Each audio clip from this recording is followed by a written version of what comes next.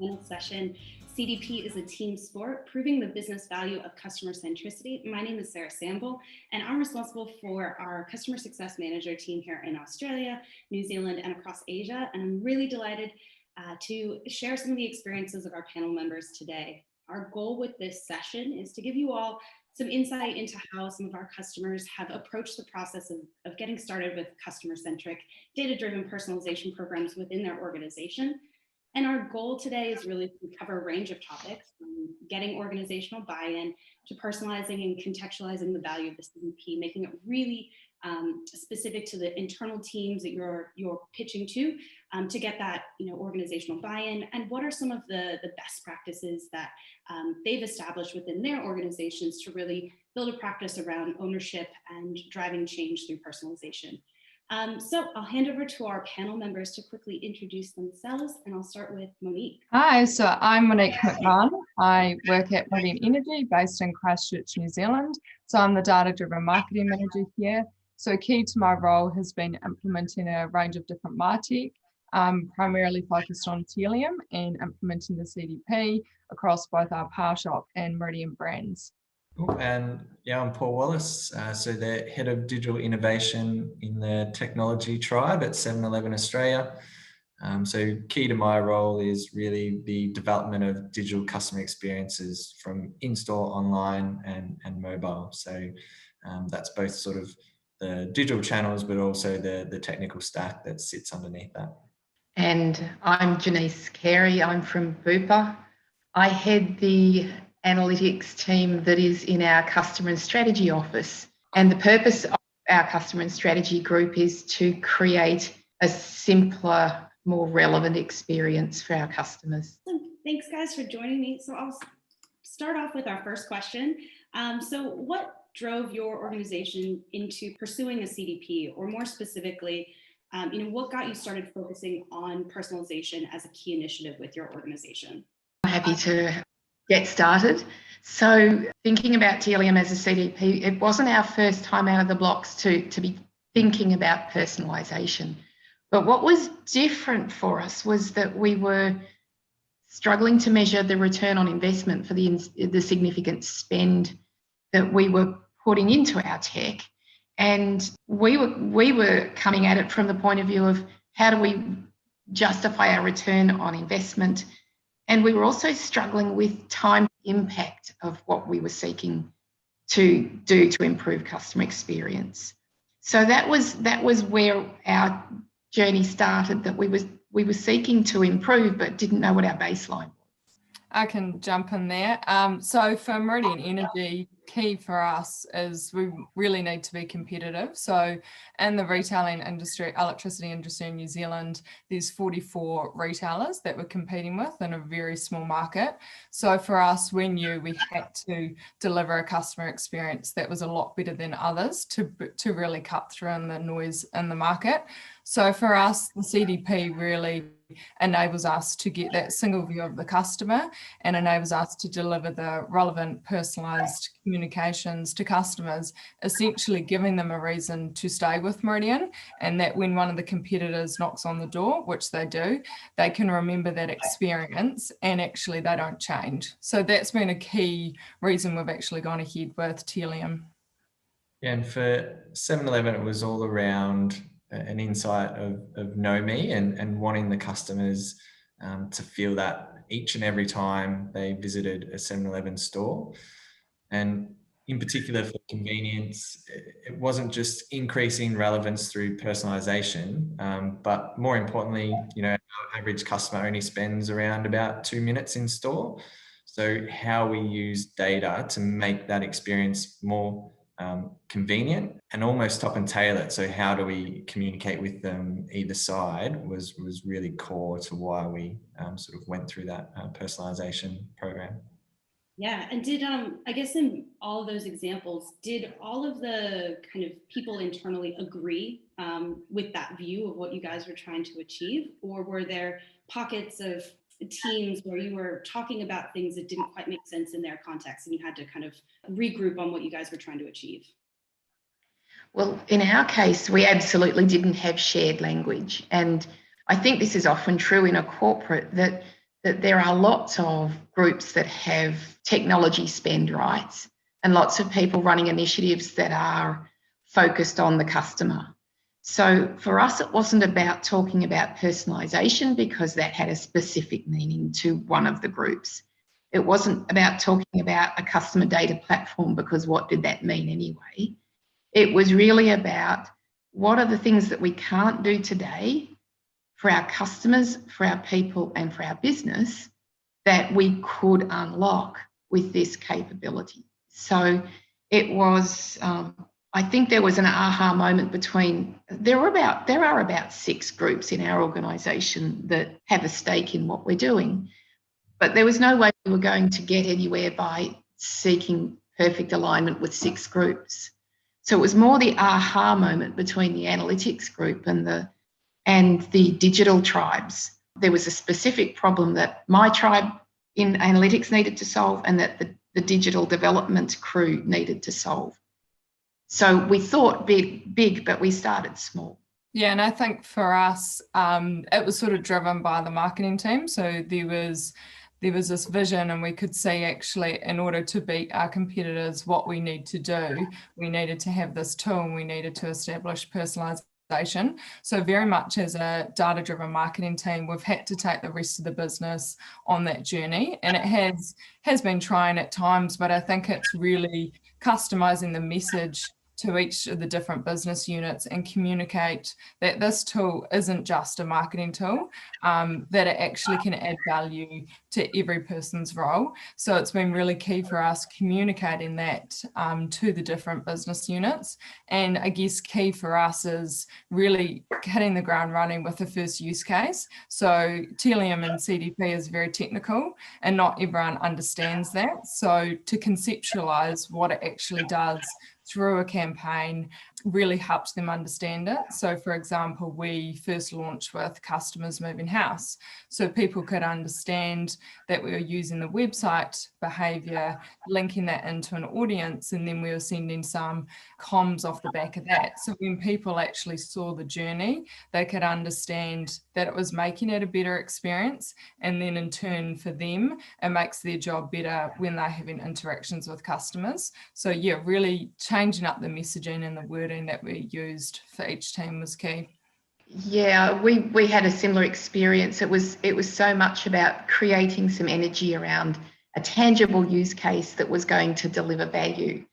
And so for us, it was inbound traffic into the homepage that we wanted to deliver the experience that was right for that particular sub-segment of people that were landing. You know, was this a visitor? Was this an existing customer? And being able to solve for that and present a different experience for that visitor's circumstances was the thing that turned the lights on and created some sponsorship. We've built outwards since then, but I think the biggest hurdle was getting to that first use case when there were a lot of people who'd spent a lot of money on different parts of the puzzle and couldn't see how this could unlock the value of their part of the puzzle. But we're starting to see an appreciation of that and a shared language around it now.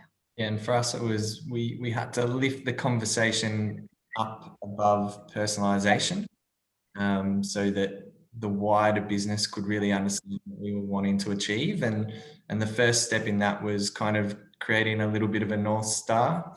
So is the digital team and what's our vision, and that was around creating 28% or by 2030 28% of actions to be digital, so that people could understand that what we were setting out to achieve was actually supporting the corporate ambition, and through that we created some customer journey.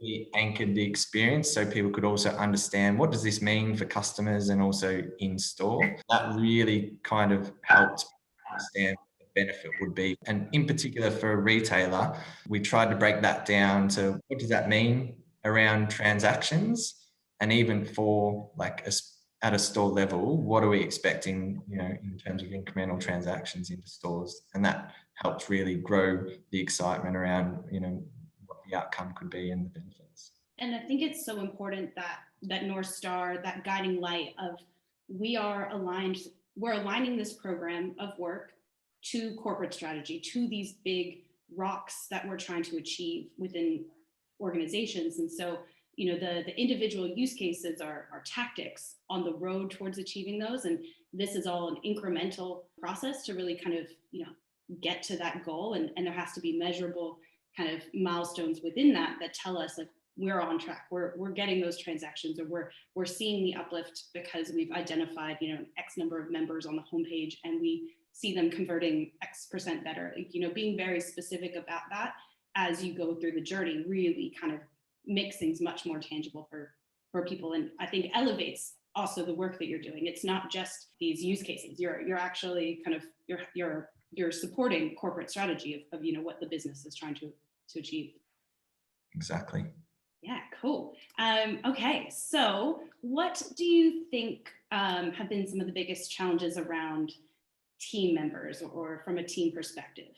I think with us, so we sort of stood up a digital focused team that was around taking those customer journeys and building out our digital experiences. But, you know, we were still heavily reliant on engaging stakeholders to help us build out the detail, to make sure that, you know, what we were building out a customer experience could also be activated around segments and campaigns, and that the marketing team obviously drive those benefits. And I think probably at a speed that the rest of the business wasn't quite at, because we had sort of clearly defined goals, but they also had the daily business to get on with as well. So I think, a bit of a learning there was how we probably create a bit more of a cross-functional team and bring those end users on that journey so that they've sort of have that ownership, but also it's not a handover when we go live. They're actually kind of already in the team and have built that education on the tools and systems throughout that journey. Yeah, Yes. building on what you've said, Paul, that was very similar for us. So for the marketing team, this was our baby, Telium and CDP, but to actually get it up and running, we relied on other teams within the business. So ICT, our app team. So key was really, when we were putting Telium IQ onto the website and our app, we were heavily reliant on other teams. And I guess it's a learning for us as well to take those teams on the journey and actually perhaps brief them a bit earlier on. And I guess it's a tried-on issue that one team's priority isn't always another team's priority. So really communicating and working in with them on that. But I guess when we first got the tool, we just wanted to hit the ground running and start doing use cases. But there's a lot of foundational work, particularly with Telium IQ, that you actually need to rely on other teams to get it stood up quickly. It's spot on. It was the same for us, that the importance of a multidisciplinary approach is clear once you've got progressed through the journey. And you can know that at the beginning. And I suspect you all did, and we did too. And we did multiple rounds of socialisation. And yet somehow the tangibility didn't come together in people's minds, and we would think that we'd had alignment, and then the questions would get re-prosecuted over and over again. So one of the gutsy things that happened in our organisation was, our senior strategy executive just said, you know what, we're going to do this. We're going to carve out some budget to get it started. And we'll take the noise and we'll take the hits, and we'll get started and give people an opportunity to break free of some of the habits of thought and habits of ways of working, because we have become very successful in the way we do our work, but what got us to here won't get us to the next level. You know, we have grand ambitions about a digital first experience too. And doing the same things the same way wouldn't get us there. So that multidisciplinary approach has been so important. And then we've had to learn by doing that. There were people that were stakeholders in the question that we didn't even know were stakeholders in the question until we got started.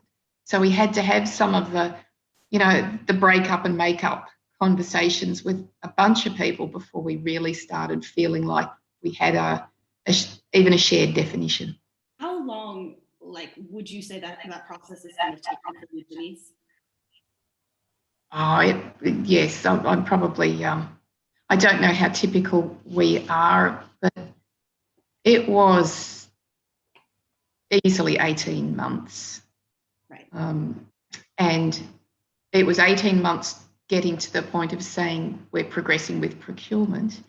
The procurement process took many more months because you got to be so particular with customer data protections and people don't share their personal information lightly. You've got to be very secure in the approach. And then, relitigation of questions even after that. So we signed our subscription in July, and it was about 2 months' work to get our first use case live. It's just between July and January there were a lot of conversations about what are we doing here and why, even after the 18-month cycle. So, it's a learn by doing approach for us. Yeah, 100%. I think, when you're really considering what's going on here, you're talking about big change. You're talking about changing the way that people have operated before. You're talking about novel solutions, haven't had the availability of that kind of solution previously to enable what you are trying to do as an organization. And so breaking some of those habits or taking a risk on breaking those habits as well, and sponsoring people to think differently, that all of those things, they take time to take people on a journey. And so, yeah, it's just a really interesting kind of thing to understand, what is this, how long did these things take within an organization? And it's really, it's not a hard and fast amount of time, because at the end of the day, it's about the journey that you have to go on. You can't shortcut any of this stuff as organizations, especially big or small. Okay, so have you considered any changes to the way that you're resourcing the teams that support the program of work, from where you may have thought you needed resourcing originally, and where you're thinking about resourcing now? Yeah, so I can kick off with that one. So we're still quite early days. So we still have our kind of digital team, which is really focused on sort of new feature development and new experiences.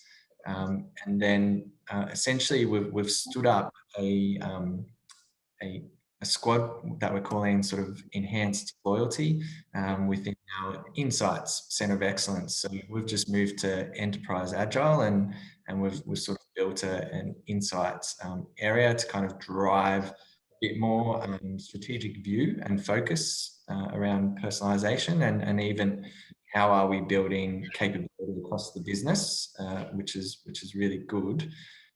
Early signs in the squad that was stood up is quite cross-functional, because that was the learning from our delivery. But now that they're focusing on optimizing and driving benefits and the customer experience, it's a pretty broad remit, because we've got people in there that are looking at the product, the technical, the campaign insights, and even operational, like what does that mean in store. So they're probably not getting quite down to the level of detail that they'd like, because that remit's quite broad. So I think we're still kind of working through that, but it's definitely ticked the box of having a cross-functional team, but we're also finding that the breadth is quite large. So, whether we need to break that up into sort of 2 squads in the future is still up in the air, because I think how you drive the full usage out of the tools is as key as building an experience. Yeah. I think our journey's got some similarities to yours, Paul, because we have also been on the journey of creating a delivery hub, which is, excuse me, it's about refocusing our energy on business impact for, that great intersection of customer experience and achieving our business goals. And so it's very much a multidisciplinary squad structure. We're still getting better at it as an organisation. But in terms of resourcing up for unlocking the value of our Telium subscription, we think in terms of hubs and spokes in the way our digital delivery capability is organised. In the spokes, those teams are focused on delivering customer and business value. In the hubs, it's that capability, or in the hub, it's that capability of advice and guidance. So we already had that hub capability when it came to good practice in tagging, which is where our Telium journey started 4 years ago with Telium IQ. And for us, it was a thing that poor tagging practice was leading to poor measurability. So we were already focused on creating a SWAT team around strong tagging practice. So what we've found with extending into these event and audience zones with Telium is that we're finding that we're boosting the data specialists around that, adding some data engineering, and then those people are participants right from the start in those spoke squads that are about delivering use cases and business value. So that's a pattern starting to work well for us. I guess for Meridian, so we've been implementing Telium since September 2019. So it's been a couple of years we've been on the journey. We were quite lucky in the sense that the team was restructured right before we got Telium. So we had a specific data-driven marketing team set up to implement the technology in the MarTech. So I think that's really set us up for success. So a lot of the team members, while we are a lean team, have been through the process of implementing Telium, right from Telium IQ to audience stream to doing the full use cases. So it's been a struggle at times, but I think it's proven really successful now because we've all been on that journey. We have such a strong understanding of the product, what it can do and where we want to take it. So from a resourcing perspective, the team has stayed the same at this stage, but I guess as we further maximize the CDP and we're wanting to get it across our PowerShop brands as well, we'll definitely be wanting to get more people on the team with this specific set of skills. And I guess in the New Zealand market, it is quite a niche area. And that's why at Meridian, we have upskilled people internally. It probably has taken longer, but we've got better buy-in, and taking people on that journey makes them more of an asset because they understand it in detail and actually can see where the product can go and where they want to take it. So it's been an exciting time, and it's great to be at this stage a couple of years in because the foundational work has done. So now we can start to do the cool stuff and more of the visionary type things. Yeah. Amazing. Well, I think the last thing we wanted to touch on was just, what are some of the lessons that you've learned that you wish someone had told you before you started this whole process? Maybe I'll throw back to you, Monique, to start that off. Sure. I think it's really setting your expectations that it takes time. So be patient. I think with any new tool, you can get really excited and you want to do the big things straight away. I think really important just to get the foundational elements sorted, get your team on board, engage the stakeholders, do those mundane type things, but it will actually speed things up down the process because you're not relitigating conversations with legal or ICT as to why we even have this product. So that would be a key thing. And also take risks. It doesn't have to be perfect. Test and learn. If it fails, that's okay. But I think developing that culture to try new things is really important. Yes, I second that. Agreeing on shared language takes time because it's a learning process.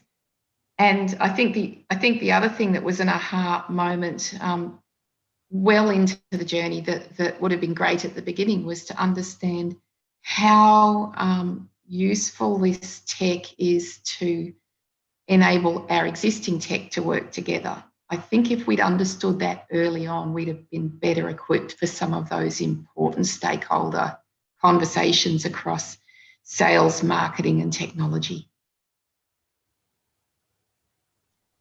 Yeah, and I think the biggest thing for us was around, be okay with not getting it, and that it is a journey, and where you are today is a starting point.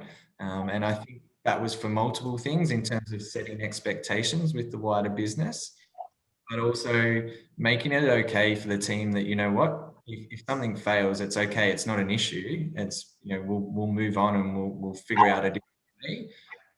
And it also helps really conversations in our team meetings. We saw that shift where we went from real quiet meetings where people didn't want to raise issues or risk because they thought that would be a bit of a failure, to, now we get in meetings and sometimes we can't shut people up. So it's really good because essentially that helps us move forward because we find out those issues earlier before they're actually really big ones. So I think really driving that from the start would have been beneficial.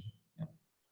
And also, I guess, the ownership of the people who are involved, who have a stake in what's happening. So they're raising and participating a lot more as well. Exactly.